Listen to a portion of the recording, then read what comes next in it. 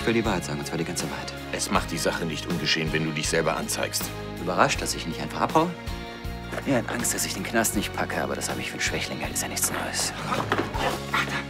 Meine kleine Bettmutter. Wolltest du mir nicht eigentlich was ganz anderes sagen? Was denn noch? Dass wir schwanger sind? Frau Wolf, Sie sind definitiv schwanger. Oh mein Gott. Das heißt, Kim ist nicht schwanger? Sondern ich.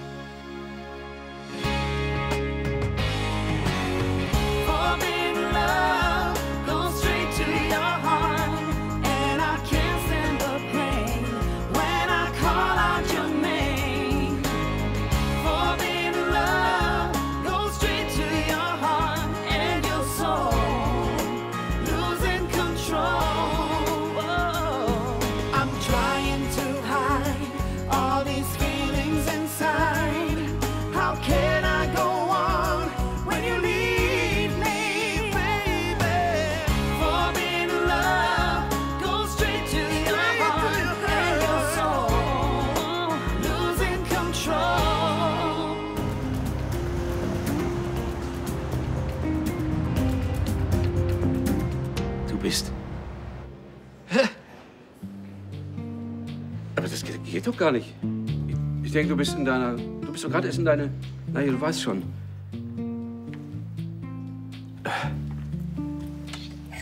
Schwanger? Obwohl, die Anzeichen sprechen ja alle dafür. Deine Heißhungerattacken und deine Stimmungsschwankungen. Ja, sag mal, deine Regeln hast du auch nicht mehr bekommen, oder? Was quatsche ich hier eigentlich rum? Sag mal, Vicky, wir kriegen ein Kind. Das gibt's gar nicht. Wie weit bist du denn? In der 6. Woche.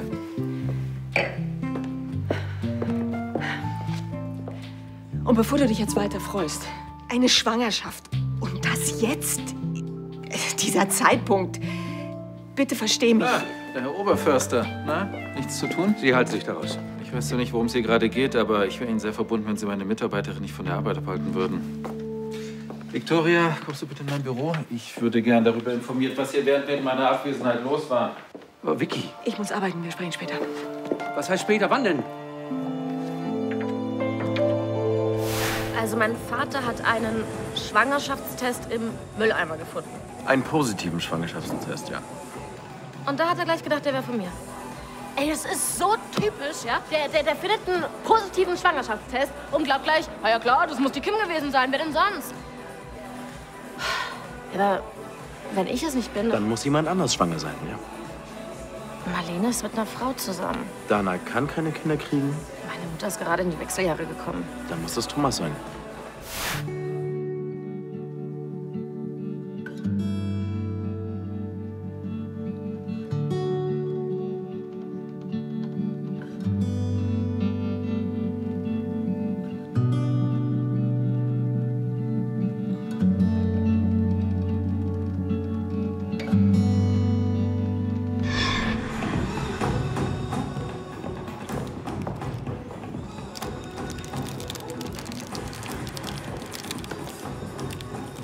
Ist Olli gar nicht da? Hey, Bella. Wie wär's denn erstmal mit einem gepflegten Hi, Andi, wie geht's? Tut mir leid, ich bin total im Stress. Kein Problem. Seit wann bist du unter die Maler gegangen? Ich dachte, du bist Schreinerin. Haha. Ja, das wird eine Überraschung für Charlie. Sie hat jetzt schon ein paar Mal fallen lassen, dass sie ihre Wohnung gerne ein bisschen hübscher hätte. Und da dachte ich mir, das kann ich doch machen, so als Einzugsgeschenk. Ach ja, super. Also, wenn du Hilfe brauchst, dann sag einfach Bescheid. Bescheid. Ach, super. Da hauen wir ein bisschen Farbe an die Wände. Wusstest du, dass ich mit der Malerrolle schneller bin als mit dem Akkuschrauber? Christian würde wahrscheinlich denken, Malerrollen gibt's nur beim Theaterhaus. So für Schauspieler. Malerrollen. Ja, sehr witzig. Weißt du, euer Privatkrieg, der geht mir langsam wirklich auf die Nerven. Tut mir leid. Wann legen wir los? Ehrlich gesagt, ich habe eine Spezialaufgabe für dich. Alles klar, kein Thema. Ich habe die magischen Hände. Gut, aber die wirst du nicht brauchen. Ich brauche jemanden, der Charlie einfach nach Feierabend noch ein bisschen länger im Schneiders festhält, damit sie mir nicht reinplatzt. Ja. Komm, du würdest mir echt einen Riesengefallen tun. Ja, klar. Mache ich doch gern. Super, ich schreibe dir eine SMS, wenn wir fertig sind, ja? Bis besten, Schatz. Ich möchte nicht ohne dich sein, Ludwig. Entschuldigen Sie. Ich will nicht stören, aber... Nein, nein, Sie stören nicht. Wie geht es Ihnen? Sagen Sie es mir. Über Ihren allgemeinen Zustand haben wir ja bereits gesprochen. Es tut mir leid, dass ich Ihnen nicht mehr Hoffnung machen kann. Die Frage ist, wie Sie die Ihnen verbleibende Zeit noch nutzen wollen.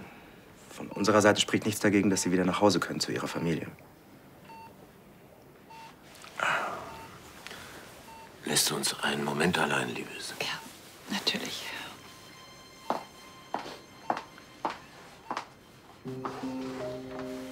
Ich wollte vor meiner Frau nicht darüber reden, aber ich habe mal einen Artikel über Hypothermie gelesen. Als Operationsmethode bei schwierigen Gehirntumoren. Was können Sie mir dazu sagen? Und die Quartalszahlen sind auch gekommen. Ich habe dir alles Wesentliche in der Mappe zusammengestellt. Hm. Und was war da draußen gerade los? Bitte? Mit deinem Mann? Oh, nichts. Na schön. Und was war sonst so los während meiner Abwesenheit?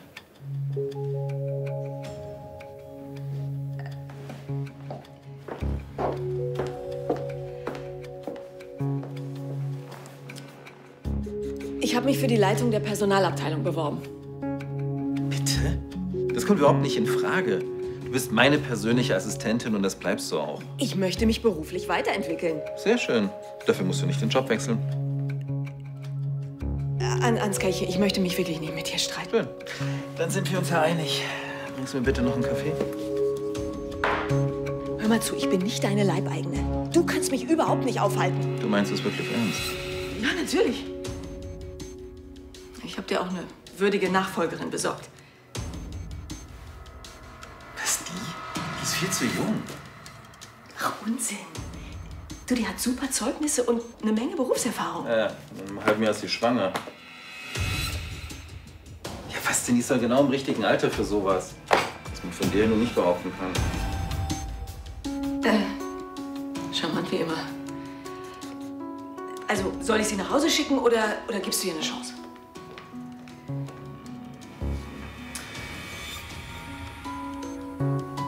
Qualifiziert?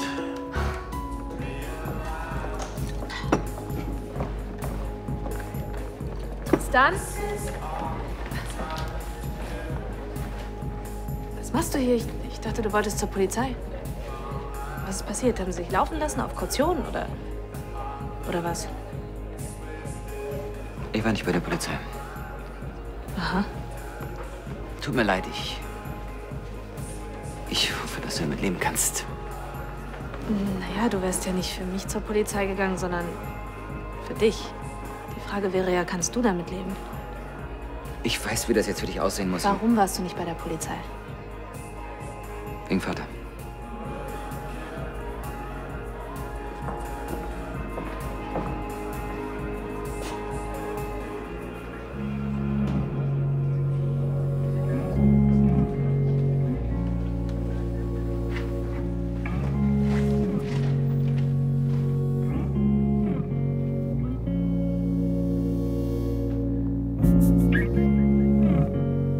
Er liegt im Sterben.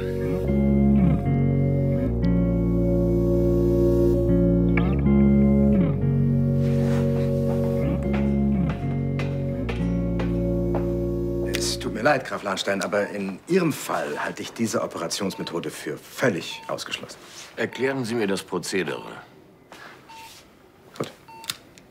Bei der tiefen Hypothermie wird der Körper des Patienten stark heruntergekühlt auf unter 20 Grad, bis das Herz aufhört zu schlagen. Die Gehirnwellen setzen aus, dadurch entweicht Blut und das gesamte Gehirngewebe schrumpft zusammen. Auch der Tumor. Hört sich an, als wäre da oben alles ein bisschen aufgeräumter, nicht? Ja, was man freilich von den Risiken für Sie während dieser Operation nicht behaupten kann. Das Zeitfenster ist äußerst knapp bemessen. Nach spätestens 60 Minuten beginnen die Gehirnzellen durch den Sauerstoffmangel abzusterben. Und ich muss Ihnen nicht erklären, was das bedeutet. Trauen Sie sich zu, meinen Tumor in der Zeit zu entfernen? Ich? Verzeihen Sie, aber darum geht's doch gar nicht. Haben Sie eine Ahnung, worüber wir hier sprechen? Ihre Gehirntätigkeit setzt aus. Ihr Herz hört auf zu schlagen. Sämtliche lebenserhaltenden Funktionen werden in dieser Zeit von einer Maschine übernommen. Sie sind faktisch tot. Tot bin ich jetzt schon. Diese Operation wäre eine Chance zu leben.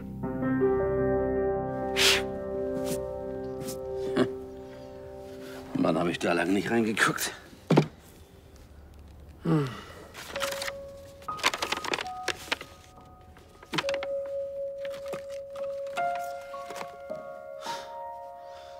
Der muss ich jetzt wohl anbauen. Für den kleinen Wolf. Er lässt dich bestimmt aus deinem Vertrag raus. Na, hoffentlich. Das war die Bedingung von Sebastian. Sonst vergibt er die Leitung der Personalabteilung an jemand anderen. Die zwei kommen miteinander klar. Sonst hätte er sie doch längst rausgeworfen. Oder sie wäre weinend aus dem Büro geflüchtet. Siehst du? Ich hab's doch gesagt. Herzlichen Glückwunsch zum neuen Job. Danke. Wo willst du denn auf einmal hin? Du, ich muss nach Hause. Und was sage ich, wenn Graf Lahnstein nach dir fragt? Lass dir irgendwas einfallen.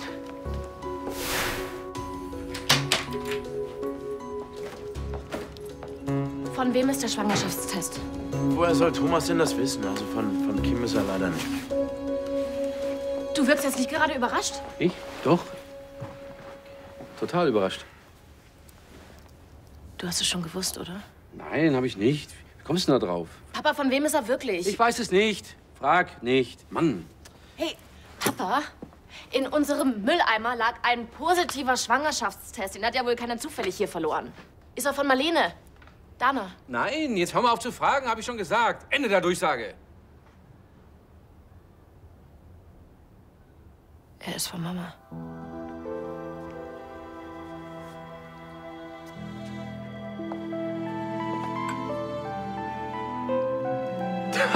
Was ein Teufelskerl. Sie scheinen mich eben nicht richtig verstanden zu haben, Graf Lahnstein. Diese Operation ist mehr als nur ein unwägbares Risiko für Sie. Sie ist Ihr sicherer Tod. Sie haben sich in der Schweiz einer kräftezehrenden Chemotherapie unterzogen. Danach haben Sie im Verlauf dieser Studie weitere Medikamente eingenommen, die beträchtliche Nebenwirkungen aufweisen. Ihr gesamtes Immunsystem liegt brach. Rein körperlich betrachtet beträgt Ihr Alter bei vorsichtiger Schätzung derzeit 85. Mit 85 war mein Großvater noch sehr vital. Ja, aber niemand wäre auf die Idee gekommen, ihn auf 15 Grad runterzukühlen und ihn am Hirn zu operieren. Weil jeder gewusst hätte, dass das sein sicherer Tod ist. Sie tun gerade so, als ob ich mein Leben riskiere. Aber wie viel habe ich denn noch? 8 Wochen. Ihre Worte. Kein Arzt, der noch ein bisschen Verstand beisammen hat, würde einen Patienten in Ihrem Zustand operieren. Das ist fahrlässige Tötung. Stattdessen lassen Sie mich einfach sterben.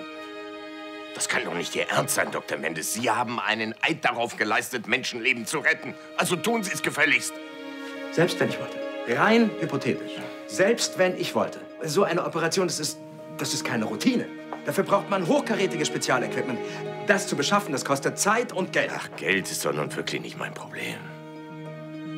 Ich kann Ihnen eine Klinik in den USA empfehlen, für die ein solcher Eingriff keine Seltenheit darstellt. Die Frage ist allerdings weiterhin, ob Sie als Patienten akzeptieren würden. Ich habe keine Kraft, durch die Gegend zu tingeln. Ich frage Sie, Dr. Mendes.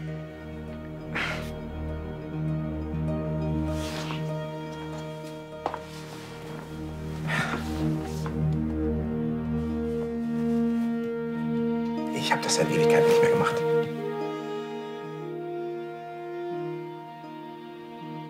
Ich weiß, dass Sie bei der Operation Ihres Sohnes einen gravierenden Fehler gemacht haben. Ich bitte Sie, überlegen Sie es sich noch einmal.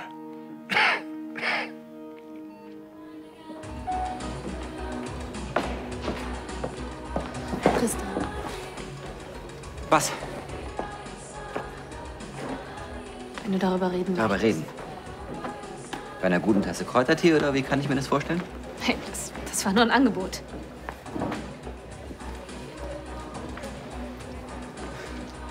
gibt's da schon zu reden? Die Therapie hat bei meinem Vater nicht angeschlagen. Und heute haben wir erfahren, dass er höchstens noch 1 oder 2 Monate zu leben hat. Shit happens. Es tut mir leid. Ich konnte mir aber schlecht seinen Wunsch ausschlagen, dass ich mich nicht selbst anzeige. Nein, das konntest du nicht. Ironie des Schicksals. Weil mein Vater stirbt, muss ich nicht ins Gefängnis. Ja, danke fürs Gespräch. Hat mir echt geholfen. Tristan, was machst du denn jetzt heute noch? Ja, was soll ich jetzt machen? Du kannst doch jetzt nicht alleine sein. Weißt du, meine Familie fällt gerade nicht so auf mich ab, also arbeite ich, was sonst? Nein, du musst dich irgendwie ablenken. Du fällst sonst noch in so ein Depri-Loch. Was soll ich denn machen? Soll ich ins Kino gehen? Ich habe eine bessere Idee. Mama ist schwanger. Ich weiß gar nicht, was ich sagen soll. Frag mich mal. Ja, aber jetzt mal ehrlich. Das Thema Kinder war doch bei euch schon längst durch, oder? Natürlich war es das. Ich meine, wir haben ja 3 verwachsene Töchter. Ja, aber wenn jetzt noch ein Stammhalter hinterher geschossen kommt, ich meine, was Größeres gibt's doch gar nicht. Und was soll das jetzt heißen? Naja, 3 Mädels zu machen, das ist jetzt nicht so. Aber noch ein Jungen für einen Mann ist es das Allergrößte. Ah ja, eine Tochter nicht, oder was? Ne. Naja, egal, was da rauskommt, ich mache euch sehr gerne den Babe.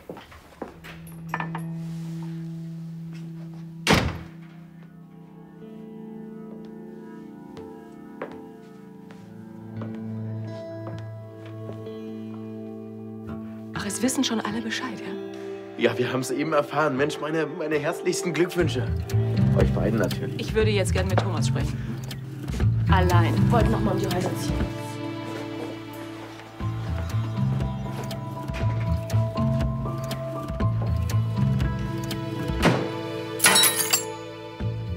Hättest du nicht wenigstens auf mich warten können, bis du meine Schwangerschaft herausposaunst? Hä? Ich wollte es ja gar nicht sagen. Es ist dann so rausgerutscht.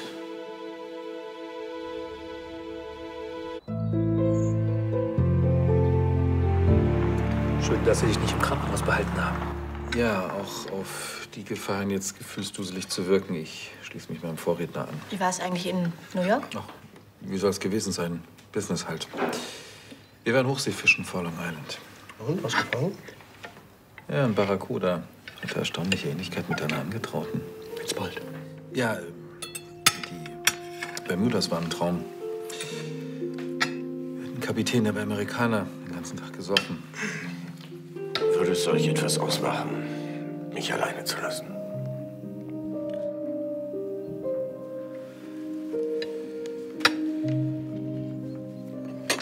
Kein Problem. Ich muss sowieso zurück aufs Gestüt. Ja, und ich zur LTL.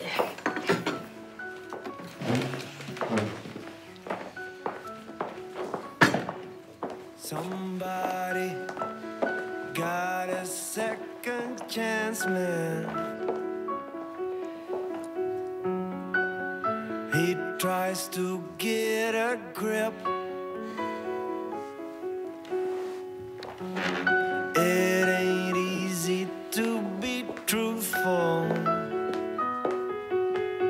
when your story's all about jail.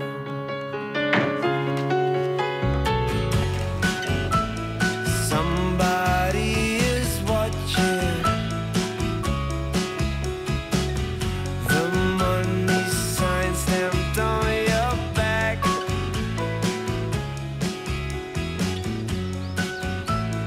They have seen your camera, and they know the exchange rate. Space is where we belong, anywhere but here. This place is torn. Give me away from here. Stattdessen knallst du mir das einfach vor den Latz, dass du unser Kind abtreiben lassen willst. Ohne mit mir drüber zu reden. Ich habe niemandem was gesagt. Ja. Niemanden. Und ich? Bin ich niemand? Ich denke, ich bin der Vater. Bin ich doch, oder?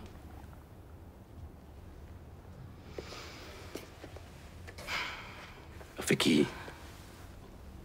Denk doch mal an deine erste Schwangerschaft. Mit Marlene.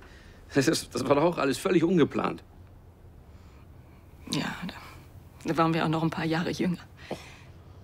Ich habe einfach keine Lust, jetzt zum zweiten Mal meine Karriere in den Wind zu schießen. Noch dazu, wo ich jetzt gerade richtig durchstarten will. Ach, dir geht's nur um deinen Job. Hast du mal überlegt, wie alt ich bin? Thomas, ich liebe unsere Kinder. Aber jetzt noch mal eine Schwangerschaft. Noch dazu eine Risikoschwangerschaft. Ich kann mich einfach nicht freuen.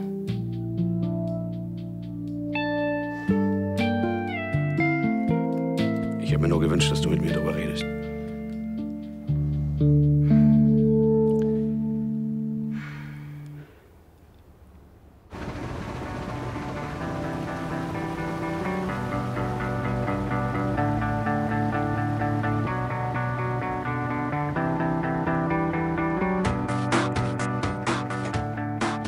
Renovieren ist natürlich viel besser als Kino.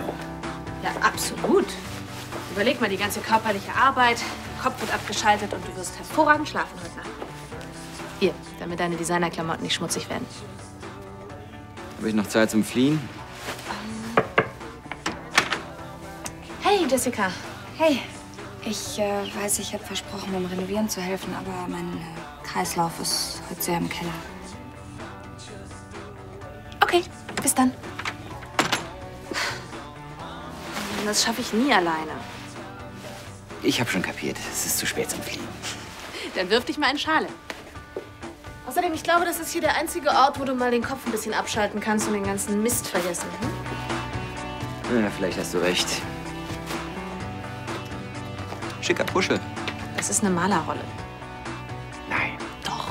Ich dachte, das wäre zum Fensterputzen. Oder eincremen? Zähne putzen. Malerrolle. Worüber willst du denn mit mir sprechen?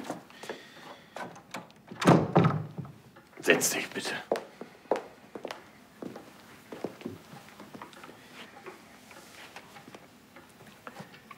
Sagt dir der Begriff Hypothermie etwas?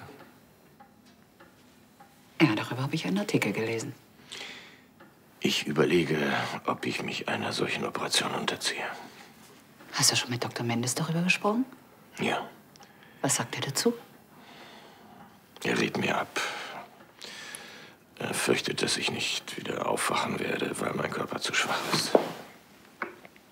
Ludwig, bitte hör auf Dr. Mendes. Lass uns die Zeit, die wir noch miteinander haben, nutzen. Wie nutzen? Für gemeinsame Erlebnisse für uns. Ach, Elisabeth. Du weißt doch ganz genau, dass diese Zeit nicht schön wird.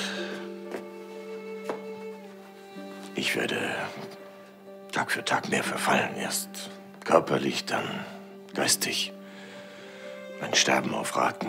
Und du wirst dabei zusehen müssen. Ludwig, bitte, so muss ich dabei zusehen, wie du das Bewusstsein verlierst. Wie dein Herz stillsteht, wie du klinisch tot bist und wie du vielleicht nie wieder aufwachst. Ich verstehe, dass du Angst hast. Aber ich tue das für uns.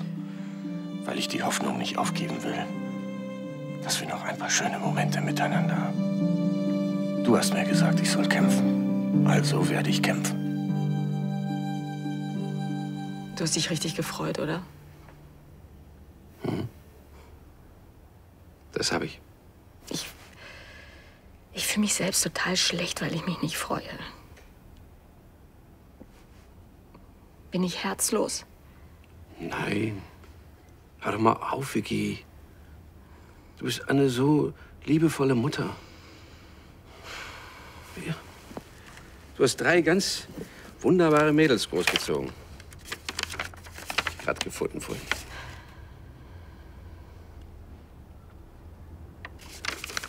Aber du hast recht. Der Zeitpunkt ist total scheiße.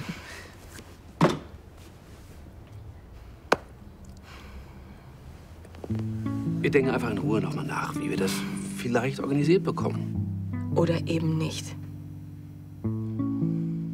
Denk in Ruhe darüber nach. Bitte.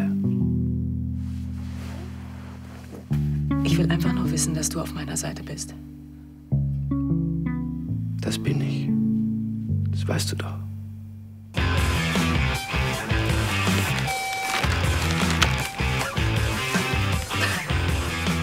Ich habe gesagt, du sollst die Decke streichen und nicht dich. Warte mal, das haben wir gleich. Schön weiterstreichen. Ja. Hallo, Andi. Hey, Bella, ich wollte nur gerade Bescheid geben, dass ich jetzt im Schneiders angekommen bin. Charlie macht aber, glaube ich, gleich Feierabend. Ich werde versuchen, dass sie nicht abhaut. Okay, super. Danke dir nochmal für deine Hilfe. Ich weiß gar nicht, was du willst. Sieht doch perfekt aus. Wird ein echtes Meisterwerk. Ja, bis später. So, Andi, lass dir schmecken. Ist alles in Ordnung? Ja, ich habe nur gerade gedacht, ich habe Tristan im Hintergrund gehört, als ich mit Bella telefoniert habe. Oh nein, da irrst du dich ganz bestimmt. Warum denn? Andi, Charlie, du weißt doch was. Ja, aber ich kann dir nichts sagen. Es ist gar nicht offiziell. Komm schon, ich sag's auch keinem weiter. Gut, aber ganz vertraulich unter Freunden. Tristan hat sich selbst gestellt. Bei der Polizei. Muss ich das jetzt verstehen? Wegen Brandstiftung. Ach, dann heißt das, er hat den Brand gelegt im Gestüt? Mhm. Das gibt's ja gar nicht. Dieser Psychopath Bella wäre fast verbrannt. Andi, nicht so laut. Der muss aber in den Knast sofort. Ich sage doch, er ist bei der Polizei. Wahrscheinlich ist er schon in Untersuchungshaft. Hoffentlich lassen die ihn dann nie wieder raus. Und dann behauptet er noch, er hätte sie aus den Flammen geholt, obwohl ich sie gerettet habe. Andi, jetzt sieh es doch mal so. Demnächst trennt Bella und Tristan eine Mauer. Hm? Fertig. Und jetzt? Oh. Wo geht's weiter? Ich würde erst mal sagen, raus aus den Klamotten. Kisten schleppen. Hast da noch was?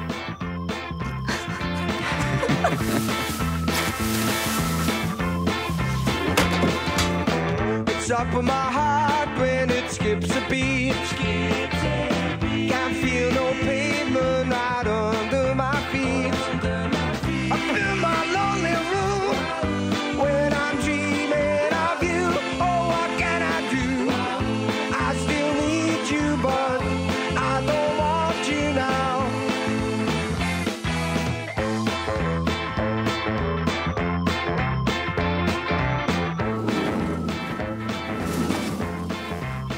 Feierabendbier. Das haben wir uns jetzt verdient. Okay. Ach so, sorry. Komm, sag schon. Ich bin so ein unfähiger Adelsfuzzi, der nie richtig gearbeitet hat und nicht mal weiß, wie eine Flasche Bier aufgeht. Ja, aber du siehst bestimmt sehr süß aus, wenn du es versuchst.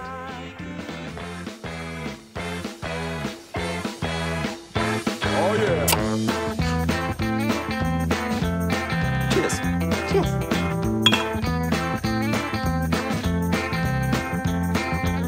Ja gut, bis gleich dann, Dana. Tschüss. Sie ist unterwegs? Sie hat sich so sehr ein Kind gewünscht und kann keins bekommen. Und ich? Da kann niemand etwas dafür. Das ist... Schicksal, ich weiß. Ich wünschte, wir müssten es ihr nicht sagen.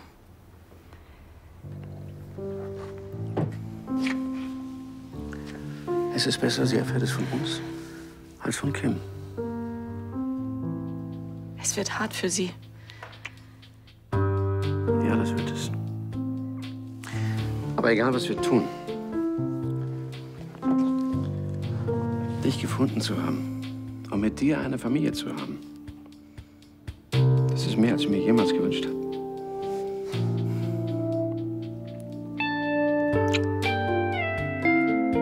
Dana wird es verstehen. Wieso bist du dir da so sicher?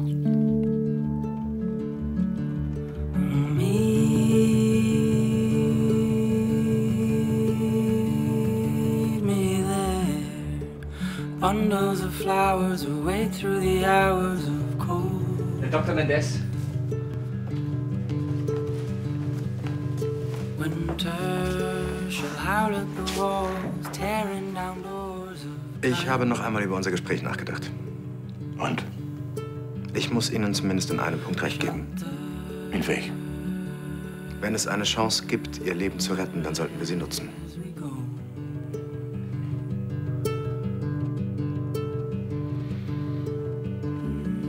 Ich hatte gehofft, dass Sie das sagen.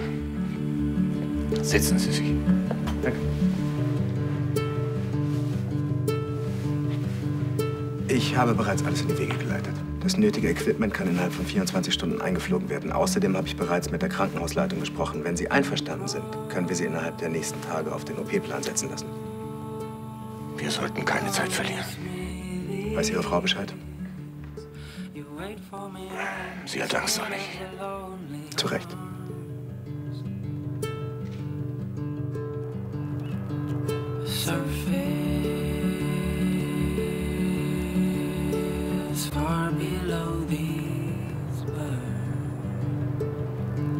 Sie kennen die Risiken.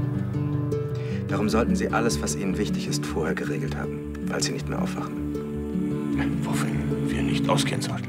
Ich werde mein Bestes tun.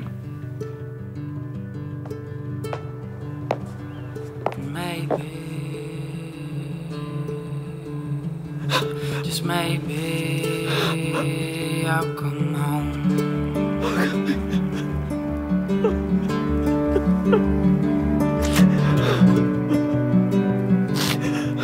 Und wenn etwas schiefgehen sollte, denken Sie nicht, dass Sie versagt haben, sondern dass Sie alles riskiert haben, um mein Leben zu retten. Ich danke Ihnen, mein Freund. Danken Sie mir, wenn es vorbei ist. Kann ich noch irgendetwas für Sie tun? Nein. Das, was ich jetzt zu tun habe, dabei kann mir niemand helfen. Wie meinen Sie das? Ich muss es meinen Kindern sagen. Oh, die habe ich geliebt als Kind. Ich habe in jedem Urlaub so lange gebettelt, bis ich einen gekriegt habe. Warte mal, da muss die Nordsee sein. Ostsee, auch Berchtesgaden. Ich habe irgendwie das Gefühl, ihr habt vorwiegend in Deutschland Urlaub gemacht. Ja, das kam vor. Aber warte, es gibt auch London. Warte mal. Hier. Wow, fast wie echt.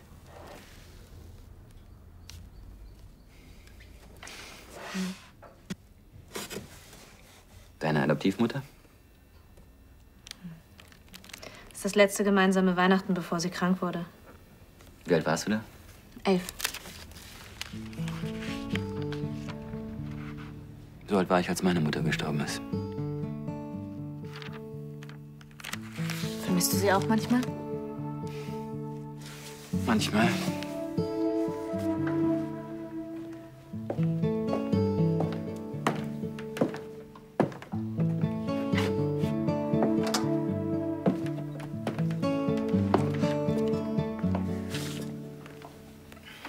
Ich war noch ziemlich klein, als mein Vater uns verlassen hat. Meine Mutter war immer für uns da. Sie hat mir gute Nachtgeschichten vorgelesen, wenn ich nicht einschlafen konnte, und hat mich getröstet, wenn ich mir das Knie aufgeschlagen habe.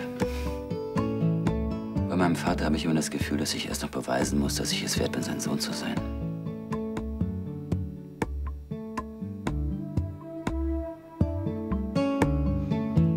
Ja, ich vermisse sie.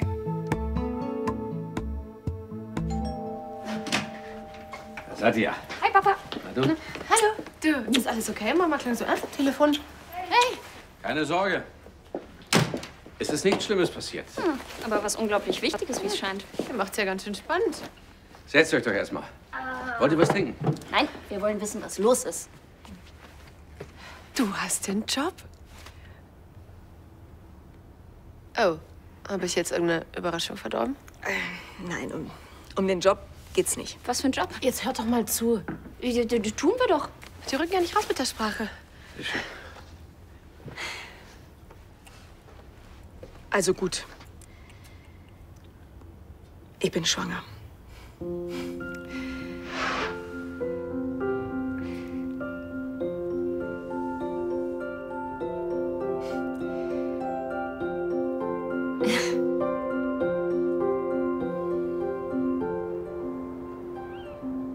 Rebecca, weißt du mal bitte das Gemüse?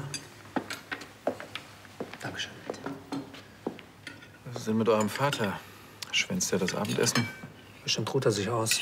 Die Medikamente schwächen seinen Kreislauf. Ich mache mir wirklich Sorgen. Ich habe ihn noch nie so müde gesehen. Ja, so gut. Wenn er aber auch nichts isst, dann...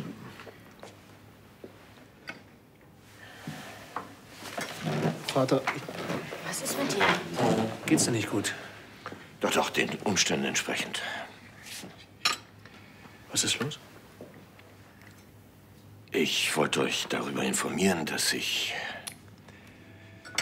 beschlossen habe, den Tumor operativ entfernen zu lassen.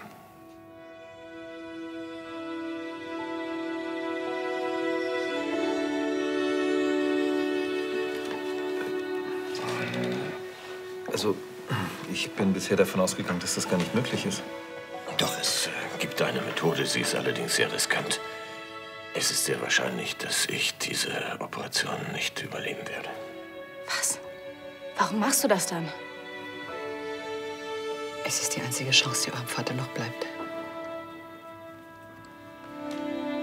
Und auch ich will, dass er sie ergreift.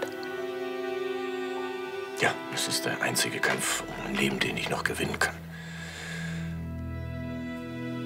Alles andere hieße aufgeben und ich will nicht aufgeben. Ich liebe das Leben. Und ich liebe euch. Ich hoffe, dass ihr meine Entscheidung nachvollziehen könnt.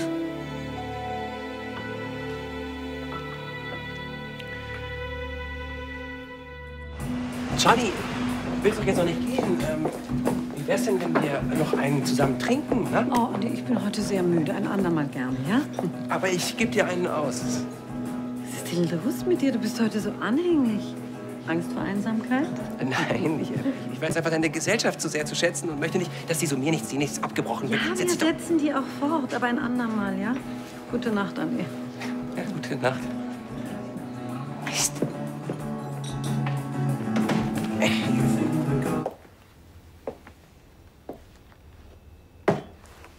Hier. Der ist für dich zur Belohnung. Danke. So einen wollte ich schon immer haben. Natürlich, einen kitschigen Plastikfernseher.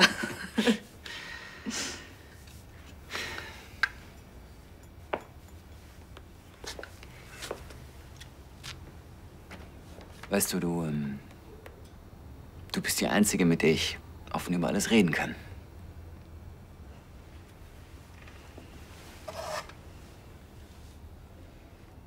Und irgendwie bist du immer da, wenn es mir dreckig geht. Du kannst auch gerne mal zu mir kommen. Egal mit was.